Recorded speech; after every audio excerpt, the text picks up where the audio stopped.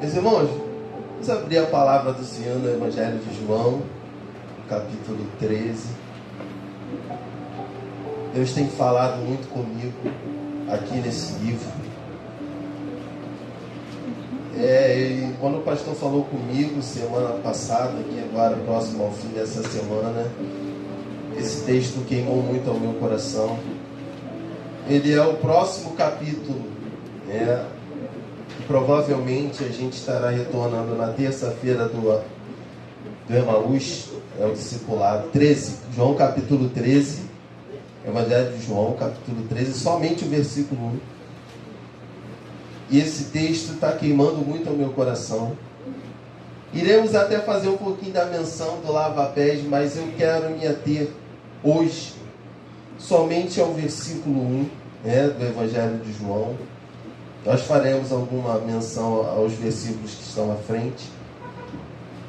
Mas vamos ler a palavra do Senhor. Todos acharam? Evangelho de João, capítulo 13? Amém. O título diz assim, Jesus lava os pés dos discípulos.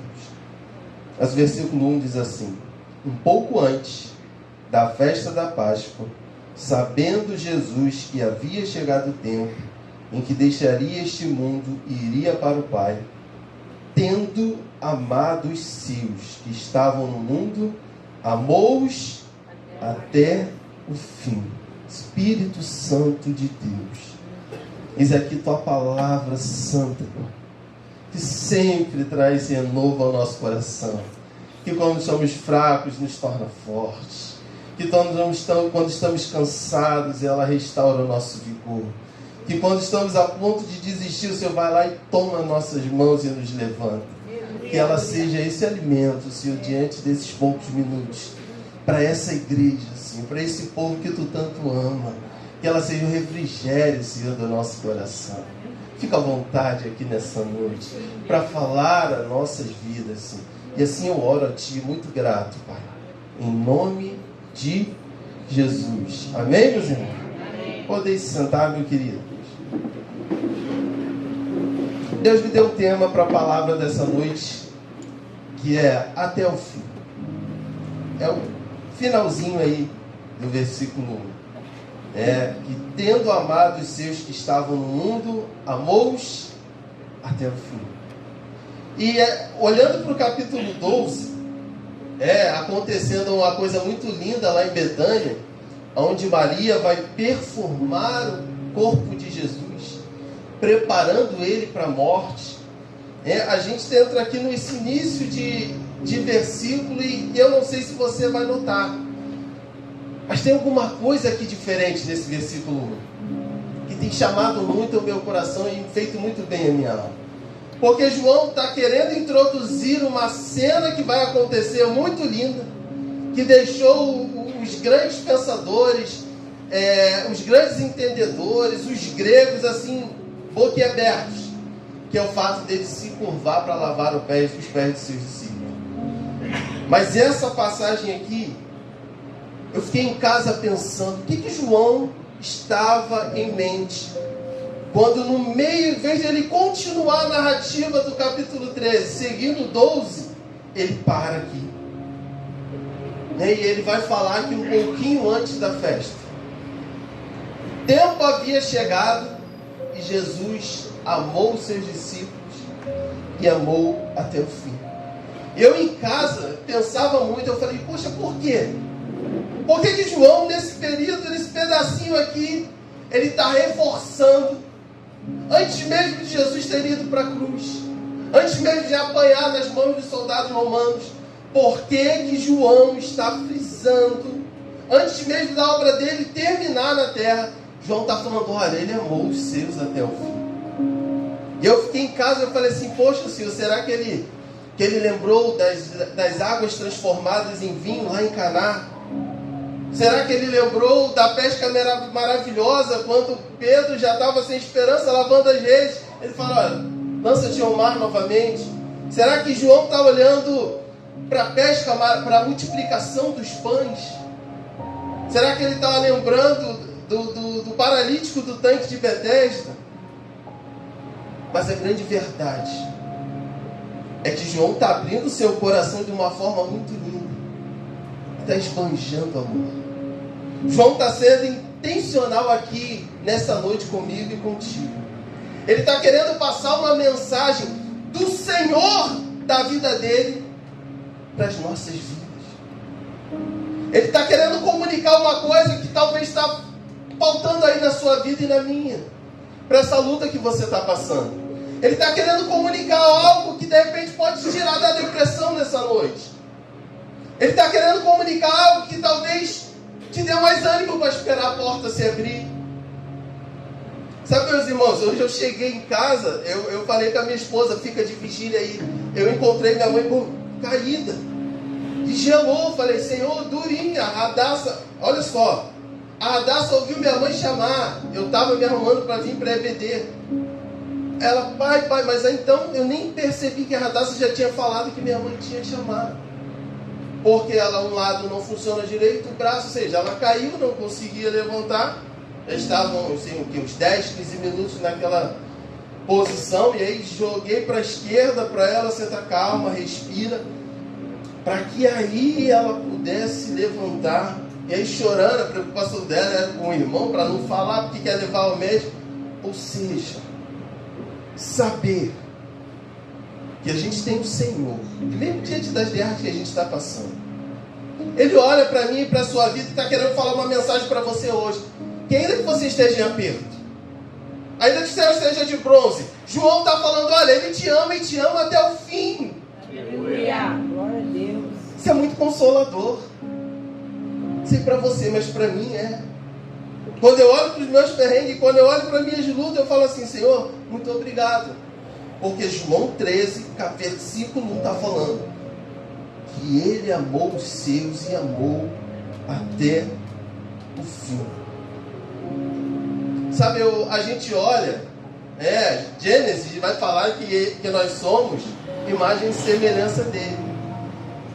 Essa coisa preciosa que ele comunicou. Nem os homens, anjos são imagem e semelhança, mas eu e você nós somos.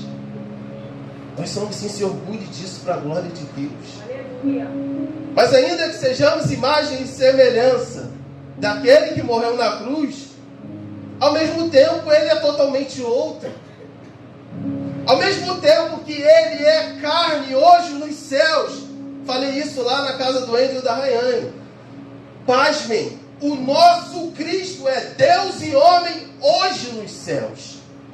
Mas ainda que a gente não entenda a ação das duas naturezas, o fato é que Ele é totalmente diferente de mim e de você. E a gente vai entender isso hoje, na palavra de Deus.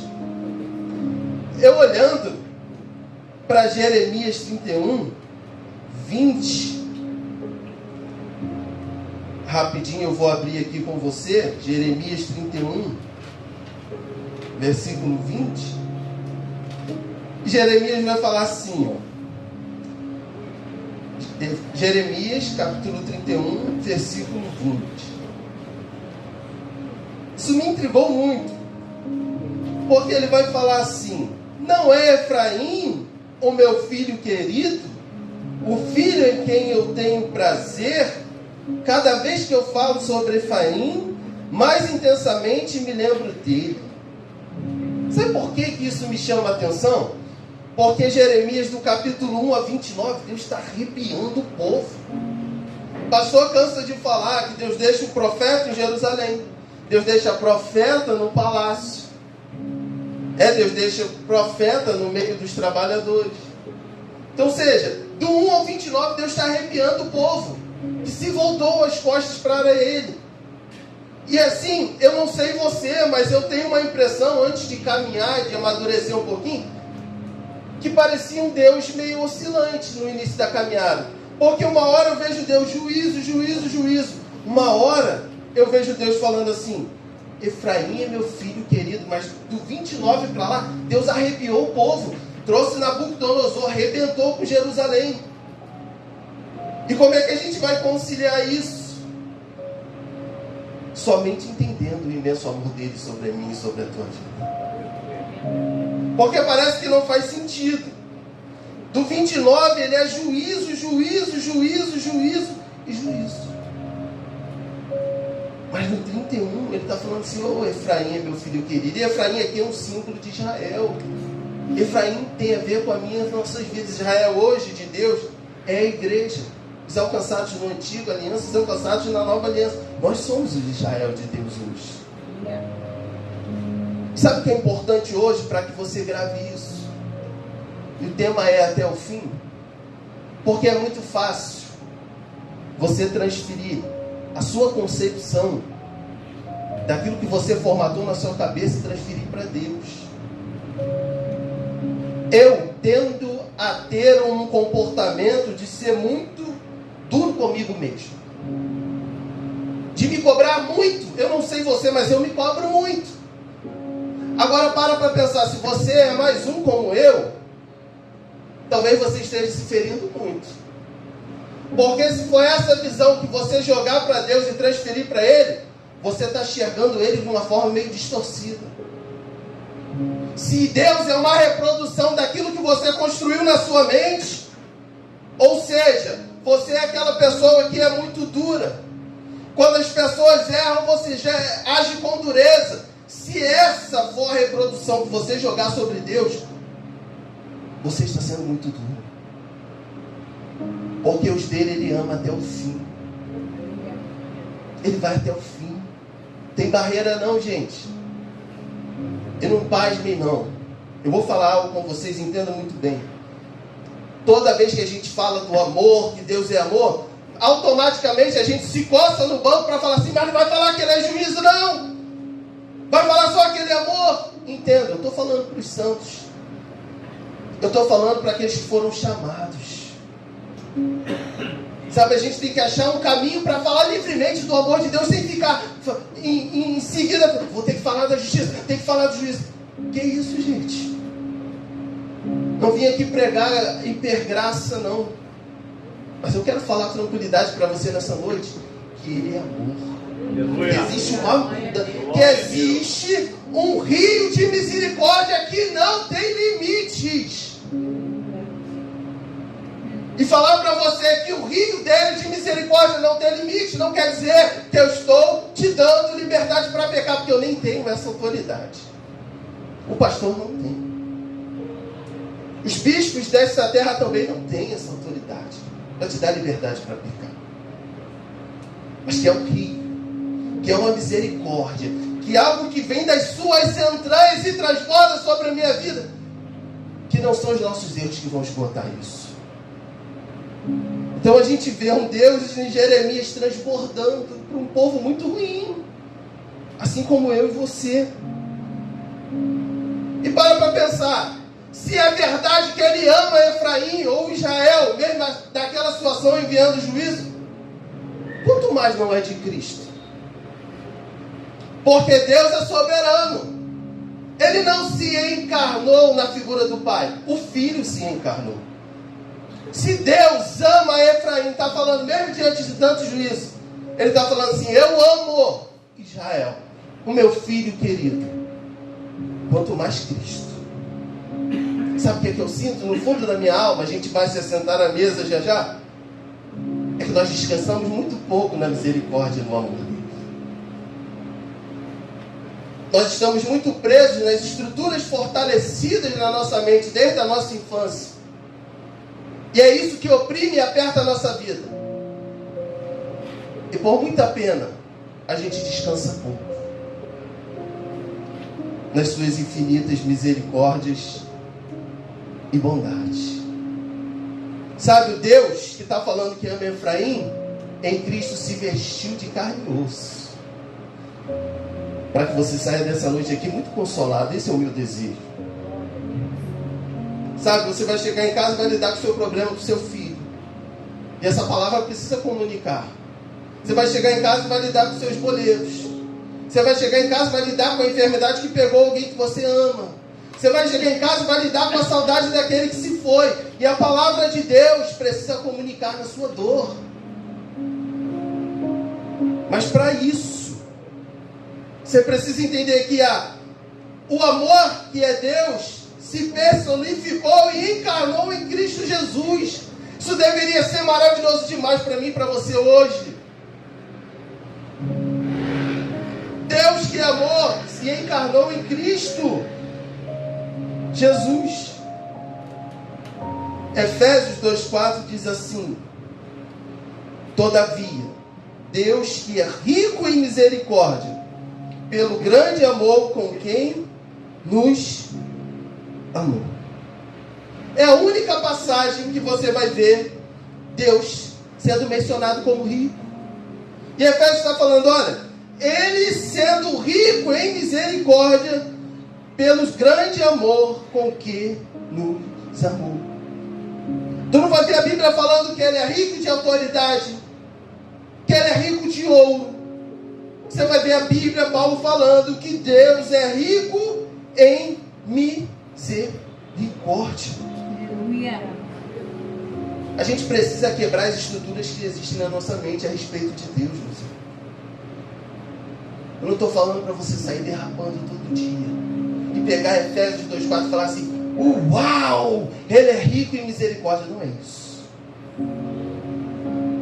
Estou falando para você pegar Efésios 2,4, tendo caído hoje e tendo a humildade suficiente, tendo errado ontem, tendo errado no mês passado, pegar Efésios 2,4 e com muito temor e humildade se aproximar desse rio de misericórdia e se jogar nele. Nós somos de batalha, nós somos de peleja, é guerra para cá, mas está nos faltando descansar na misericórdia dele. Às vezes o tempo fecha dentro de casa, o tempo fecha no trabalho, o tempo fecha na família. Você vai para onde? Isso Deus tem falado muito comigo. Agora deixa eu te fazer uma pergunta. Deus é rico ou se tornou rico? Já parou para pensar? Dependendo da sua resposta, você pode estar em apuro. Deus é rico em misericórdia ou se tornou rico? E a resposta é que Ele não se tornou. Porque se você fala que Ele se tornou, os nossos pecados esgotam. A misericórdia dele é só um pouquinho e depois vai embora. E tudo que Ele não é e não tem é falta de misericórdia, Ele tem abundância. Sabe, eu entendo que Deus é o maior bilionário de misericórdia da face da terra.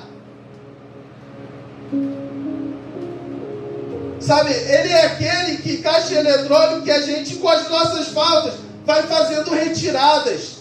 Mas a grande pergunta é: existe algum pecado grande demais que possa acabar com a misericórdia dele sobre mim e sobre a sua vida? Eu estou falando para os filhos aqui nessa noite, que precisam entender que Ele não como os bilionários aí, como os milionários do BBB, que eram milionários um ano e depois ficaram à míngua. Esse não é o nosso Deus. Então, se tu está quebrado, se quebrou, o meu conselho para você, antes de se assentarmos à mesa, é: vá até Ele, Ele é rico em misericórdia.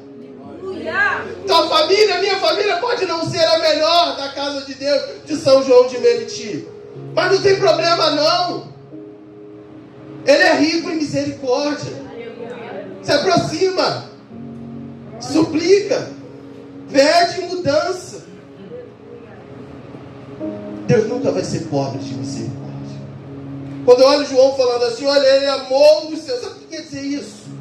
Deus falando assim, ó, que amou os seus até o fim.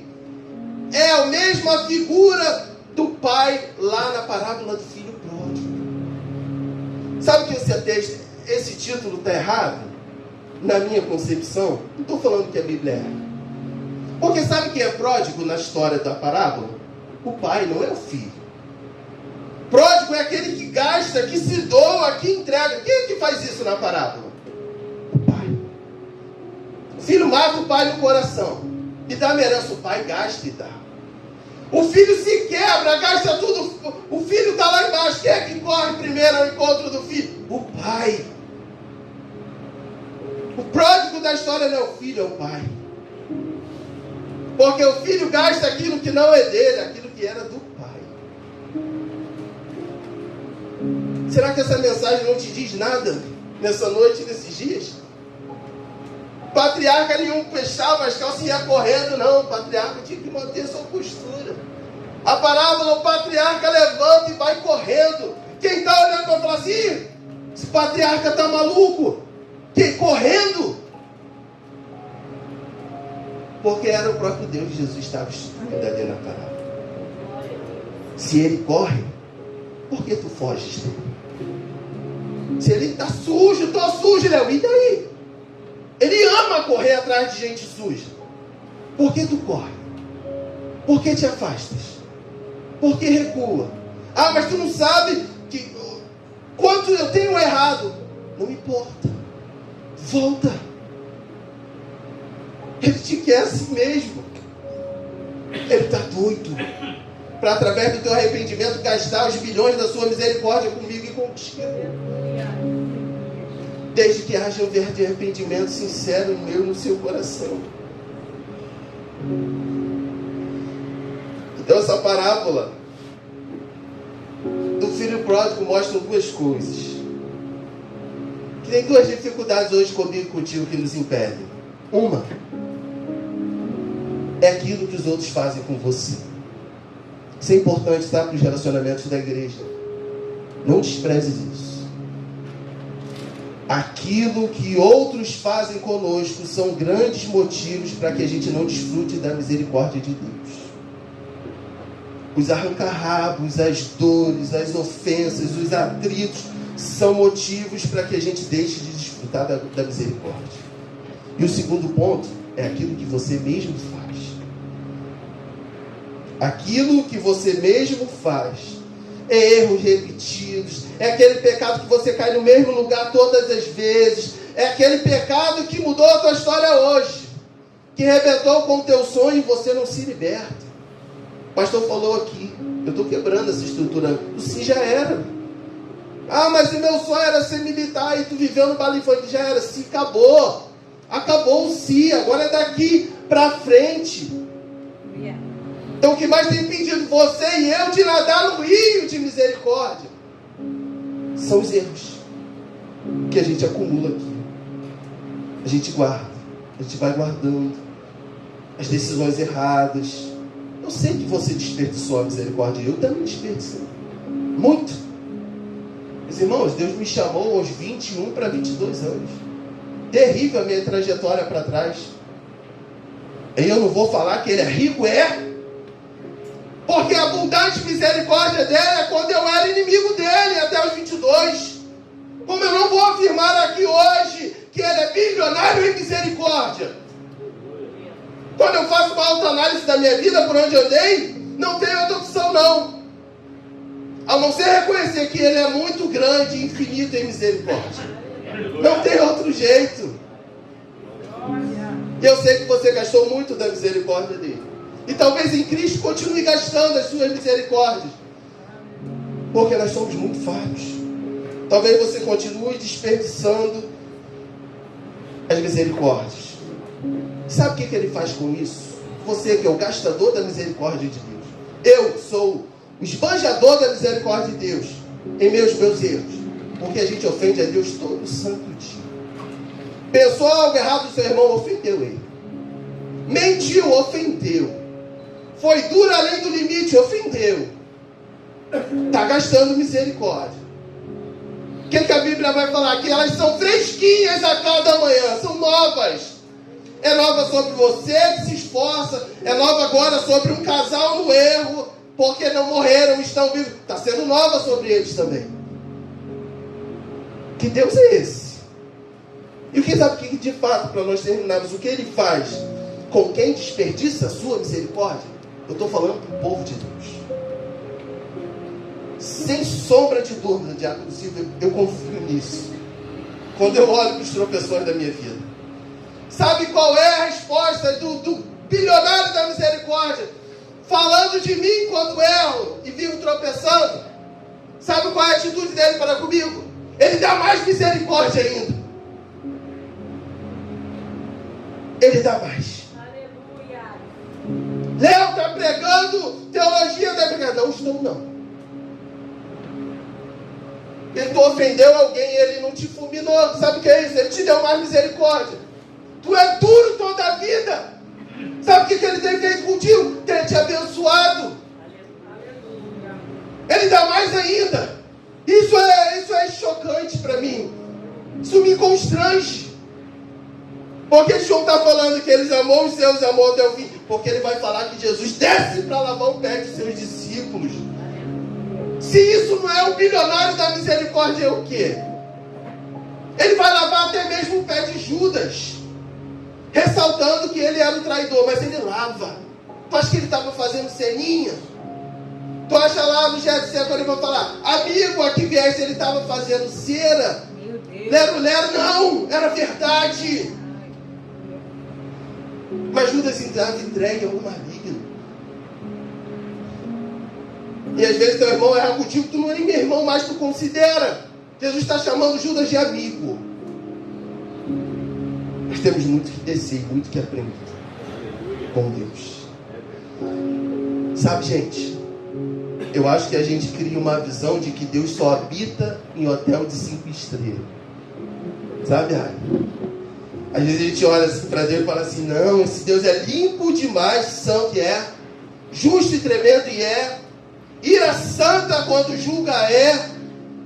A gente olha para ele assim, meu pai, e fala assim, não, ele só habita em hotel 5 estrelas. A casa, sabe que é o hotel 5 estrelas? Nível Copacabana Palace. Aquele que a Madonna ficou lá, é aquele. Quem disse? Quem disse que é essa casa dele mesmo? Você é 5 estrelas? Se for 2, mas tenha plena certeza que ele está aqui. Aleluia! Não sou 5 estrelas não, tá? Se você tem essa visão meio desfácil, eu não sou 5 estrelas não. Eu sou hotel 5 estrelas não. Nesse hotel tem dúvida. Nesse hotel tem remorso. Nesse hotel às vezes não tem liberação de perdão. É assim que nós somos. Mas ele está ou não está contigo? Sem dúvida, ao final da ceia nós vamos orar. Mas você tem ou não tem certeza? Nem sempre esse hotel está limpinho, não. Às vezes tem uma sujeirinha embaixo do tapete. Mateus 8, 2, 3. Jesus está diante de um leproso. Ele não chega assim, olha, Senhor, se tu tem poder, me cura. O leproso chega assim, olha, se quiseres, pode me curar. Antes de falar o que era, ele encosta no leproso. Sabe, talvez seja isso que João estivesse pensando quando ele fala assim, ele amou os seus até o fim. Até aquele que todo mundo se afasta, ele se aproxima. Sabe? Para que você pense quanto como hotéis nós não somos tão limpinhos assim. Quantas pessoas que a gente não engole se afasta? Fala para mim. Ei, irmão carne de pescoço, irmã carne de pescoço, o que você faz? Passa de largo, não suporta. Eu não suporto soberba. Eu tendo a me afastar. O que Jesus faz com o leproso? Senhor, se quiseres, antes que ele terminasse, ele fala assim, toca. Está restituindo tudo aquilo que ele tinha perdido por causa da lepra. Convivência, questão social. Depois ele fala assim, eu quero te curar. Sabe, meus irmãos,